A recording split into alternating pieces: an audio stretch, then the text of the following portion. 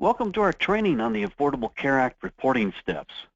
By March 31st, 2016, all applicable large employers and anyone offering self-funded medical insurance plans are required to provide Form 1095 to any employee who was full-time for 1 month or more during 2015. They will then submit a copy of these documents to the IRS along with a 1094 transmittal form by May 31st if done by mail, or by June 30th if done electronically. During the next few minutes, I'll walk you through how to complete these documents. My objective is to help you get through this process in an easy step-by-step fashion, helping you to meet all the requirements. I'm Ken Spencer, President and CEO of HR Service. We're a provider of benefit compliance and HR solutions. Before we begin, I have a couple caveats. Talk to all experts you have at your disposal. It's the first year, so it's going to be a learning year. Labor attorneys, benefit brokers, CPAs, HR software providers, payroll partners are all going to have different kinds of knowledge. I'd exploit that. We provide you with everything needed to meet the requirements. It's a good idea to use all resources available to you.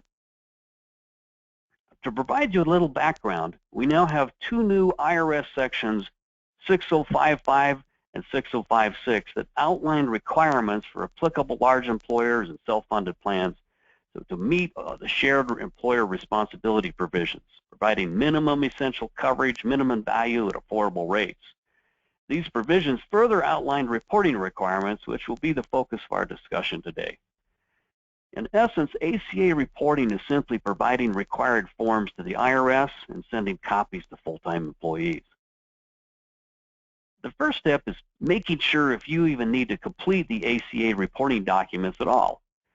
If you have 50 or more full-time equivalent employees during 2014, or if you offered a self-funded plan, you're required to report. This applies to all entities, even government and nonprofit organizations. It's important to consider if you're part of a controlled group, because the total of all controlled group members is taken into consideration to determining the 50 full-time equivalent or full-time employee threshold. So all businesses where an owner has 80% or more ownership, or where 5 or fewer common owners have 80% control, they would be considered part of a controlled group. All right, step 2, determine which ACA forms to complete. Or if you are an applicable large employer, use forms 1095C and 1094C. If you offer a self-funded plan and have less than 50 employees, use forms 1095B and 1094B. Now, this discussion on completing forms will focus on 1095C and 1094C, the most common forms. There are two alternative methods of reporting under 6056 that were developed to minimize costs and administrative hassles to some employers. The alternative methods are reporting based on certification of a qualifying offer or an option to report without separate identification of full-time employees.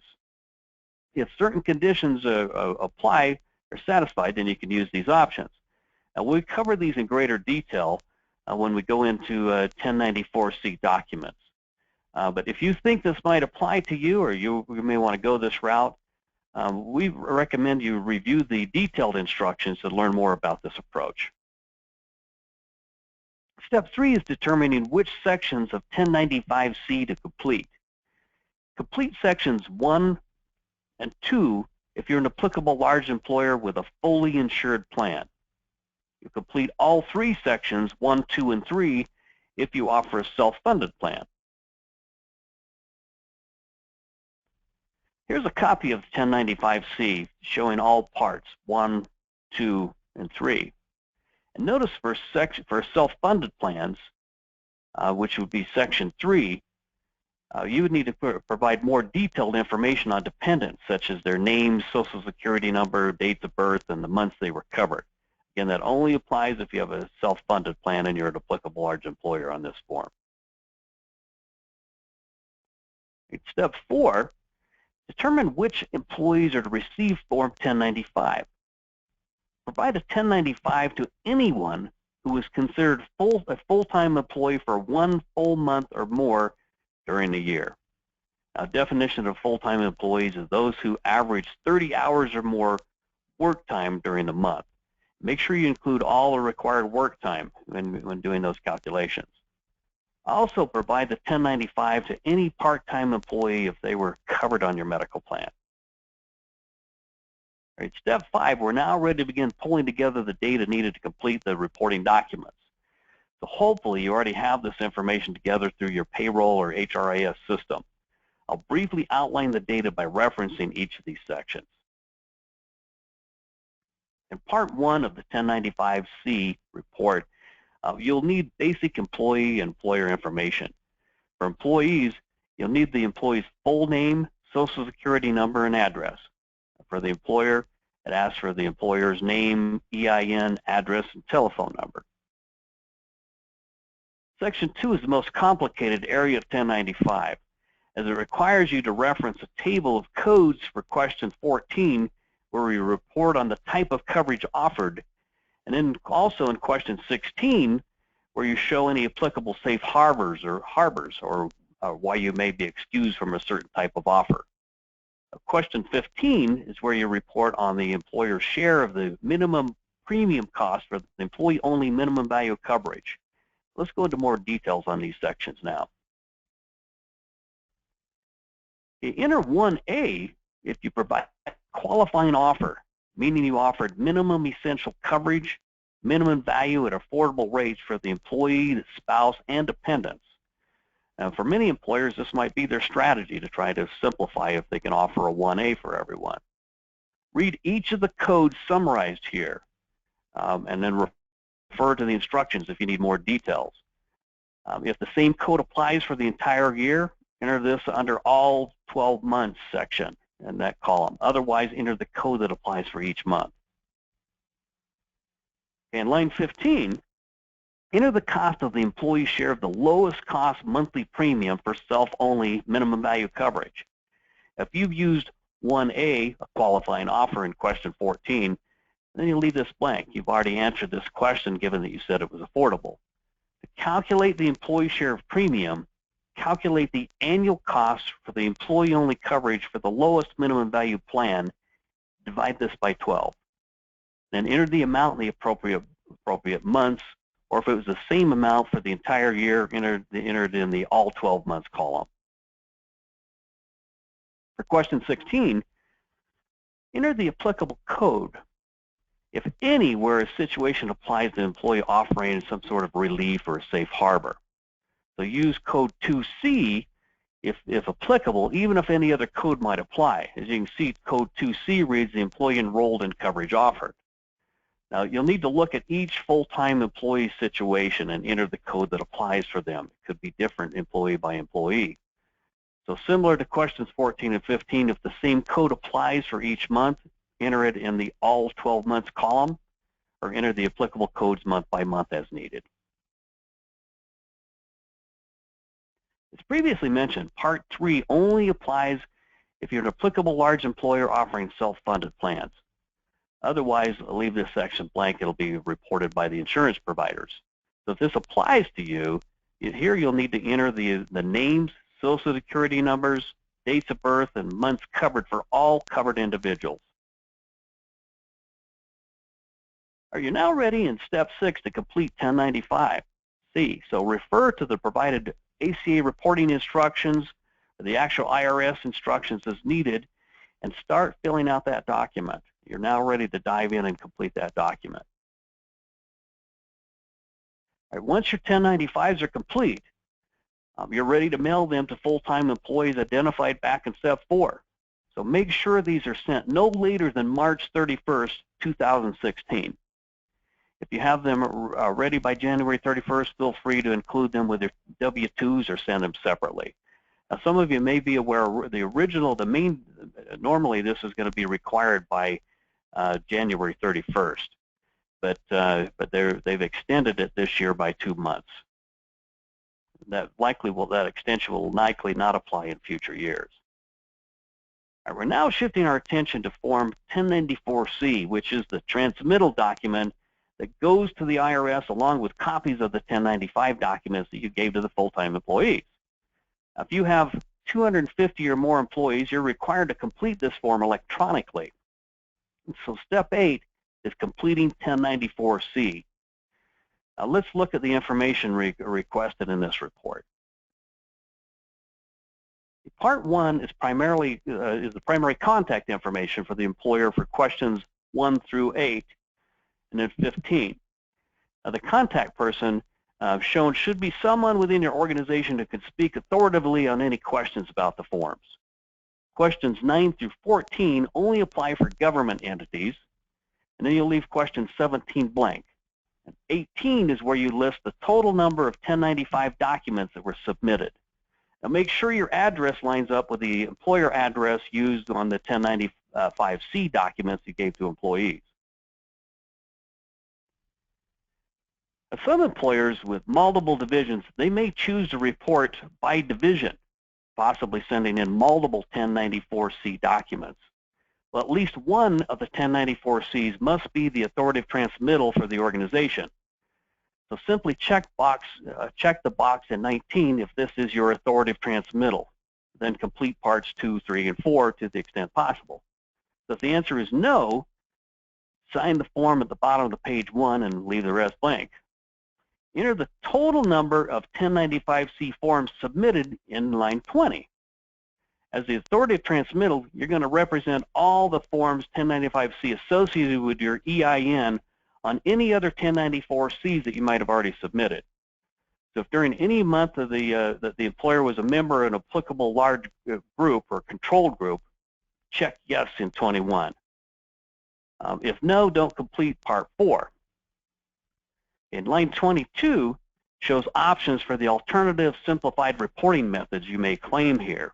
So 2 alternative methods of reporting where you've got the qualifying offer method or the qualifying offer method transition relief.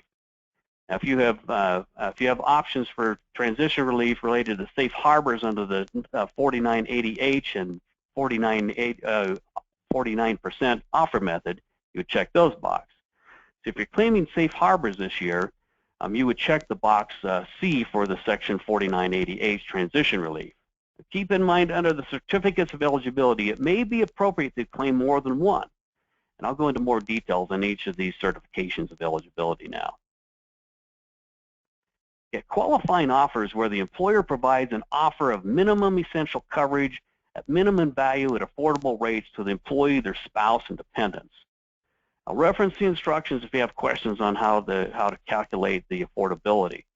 You'll see you have 3 options there for safe harbors where you, in calculating for the self-only coverage that provides minimum value could not be greater than 9.5% of the employee's W-2 wages, or you could use federal poverty level or the rate of pay. So choose one of these options and apply it consistently as you review that throughout each of your employees. The 9.5 affordability percentage will be adjusted by inflation each year. An applicable large employer member reporting under the certifications of qualifying offers method may furnish a simplified statement to the employee rather than furnishing a 1095-C if they meet the requirements. So this option is not available to anyone offering a self-funded plan.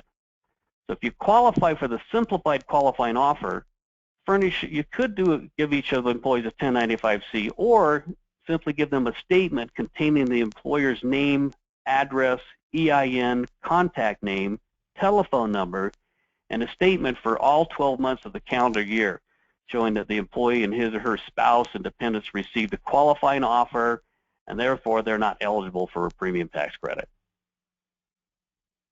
All right, to be eligible to use the qualifying offer method transition relief, you must certify that you made a qualifying offer for 1 or more months of the calendar year to at least 95% of your full-time employees. If your employee size was 50 to 99 during 2014, you have transitional relief to not be required to provide coverage for 2015, although you still have to submit the ACA reporting requirement for the 1095 and 1094 documents. You can check this box if this applies to you, or if you qualify for relief for the calculation of accessible payments under 4980H for applicable large employers with 100 or more full-time employees. I'm going to reference you to section 4980H for additional details there. To be eligible for this method, the 98% offer method, an applicable large member certifies that it offers for offered for all months the calendar year affordable health coverage providing minimum value to at least 98% of its employees for whom it's filing the 1095-C, and offered minimum essential coverage to those employees and dependents and may qualify for simplified reporting procedures. The employer is not required to identify which of the employees for whom it's filing were full-time employees, but the employer is still required to file Form 1095-C on behalf of all of its full-time employees. In Part 3 of 1095-C, if you offer minimum essential coverage for all 12 months to at least 95% of your full-time employees and dependents, check yes in line 23, or no if applicable. In B, enter the number of full-time employees that don't include anyone in a limited non-assessment period, also called a measurement period. In C, enter the total number of employees. Now this time, count those in the non-assessment period, part-timers and seasonal. Now if you selected box D on line 22, the 98% offer, then you don't need to fill out column B. In column C, enter your total number of employee count. Column D, if you checked yes to line 21, meaning you were part of an aggregated group or controlled group, and check the box for each of the months of the year that this is applicable to your organization, or if it applied for the whole year, all 12 months. For column E, only fill this out if you selected box C in line 22 for transitional relief under 4980H. If you have under 100 employees, enter code A. If over 100, code B, showing the type of relief for which you're eligible. If you're part of a controlled group, the aggregated applicable large employer section 4, enter the information about your sibling organizations here. Otherwise, you'll just leave this blank. And you include up to 30 organizations. If you have more than 30, use the highest average monthly employee count for those and pulling out those top 30. And the final step is to submit Form 1094-C along with copies of all 1095-C documents to the IRS. This must be done by May 31st for paper copies or by June 30th if sending them electronically.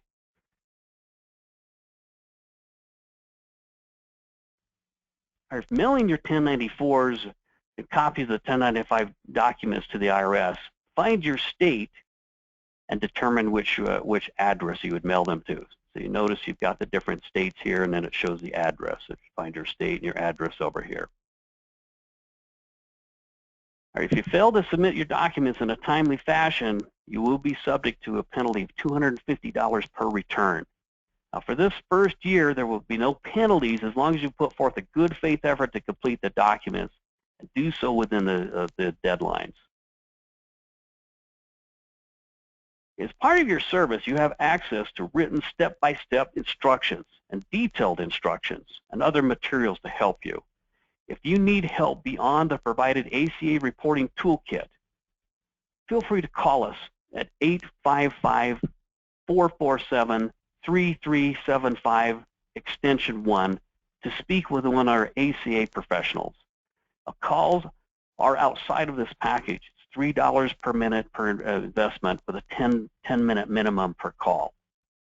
We hope this training and other provided tools will help you understand the steps to complete your ACA requirements and help you be compliant. Thank you very much.